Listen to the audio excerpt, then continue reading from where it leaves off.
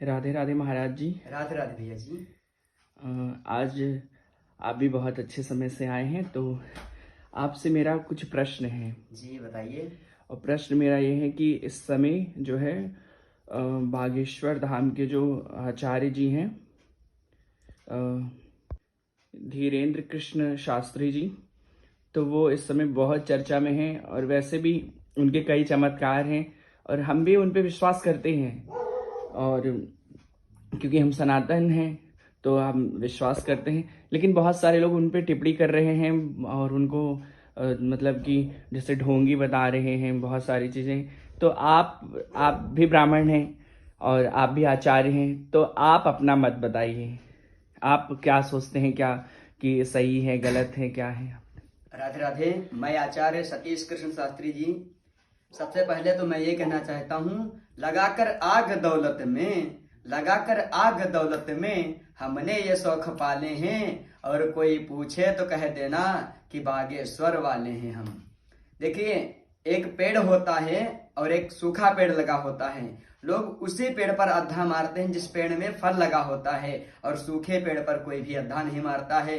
क्योंकि हमारे पूजनीय श्री बागेश्वर धाम के जो पीठाधीश्वर हैं धीरेन्द्र कृष्ण शास्त्री जी महाराज, उन पर लोग टिप्पणियां करते हैं कि ये ढोंगी हैं, इनका कोई चमत्कार नहीं है। अगर तुम्हारे में दम है तो पूजनी महाराज जी के जहां पर दरबार लगे वहां पर जाकर के आप अपना प्रश्न कर सकते हो।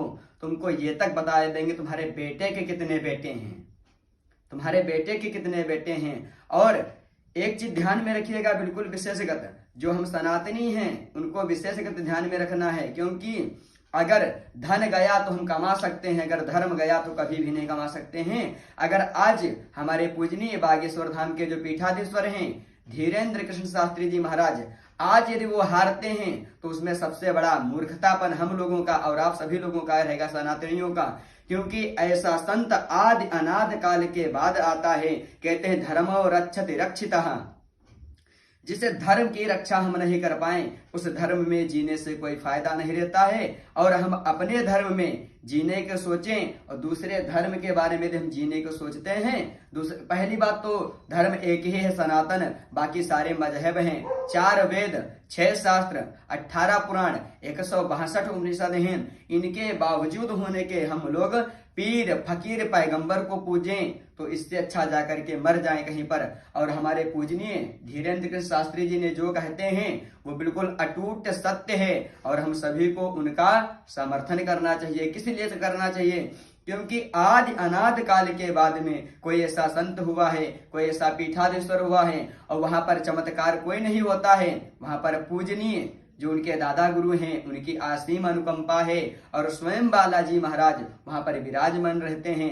आप नित्य हनुमान जी का पाठ करिए, ओम हनुमंते नमः का। देखिए आपका जीवन नित्य परिवर्तन होगा, नित्य परिवर्तन होगा। और हम सभी लोगों को अपने मार्ग पर निरंतर चलना चाहिए, निरंतर चलना चाहिए। जिसको ना कि ऐसे संत जो होते हैं ना, वो कोटि जन्मों के बाद में आते हैं। संत हृदय नवनीत समाना, पूजनी महाराज जी का संत जो हैं तो उनका हृदय एक कोमल के सामान्य है। एक बच्चे से भी प्यार करते हैं, एक बूढ़ी माँ से भी प्यार करते हैं। रात को चल देते हैं, कहीं जाकर के उन माताओं को चद्दर उड़ाते हैं, कहीं कम्बल उनको देते हैं। तो यदि अगर ढोंग करते होंगे तो चलो 1 में हो गया, 2 में हो गया, 4 में हो गया। अगर तुम मानते हो कि ढोंग करते हैं, ठीक है, तो तुम्हारे अंदर दम हो तो आप हमारा बता करके दिखाओ कि हमारे कितने बालक हैं, हमारा कहाँ विवाह हुआ है, और हमारे माता पिता का क्या नाम है। आप जाकर दरबार में देखो, आपका पूरा जन्म जन्मांतर, फास्ट, प्रेजेंट और फ्यूचर तीनों खोल करके रख देते हैं। जय बागेश्वराय नमः। राधे राधे। राधे राधे भैया, बहुत अच्छा।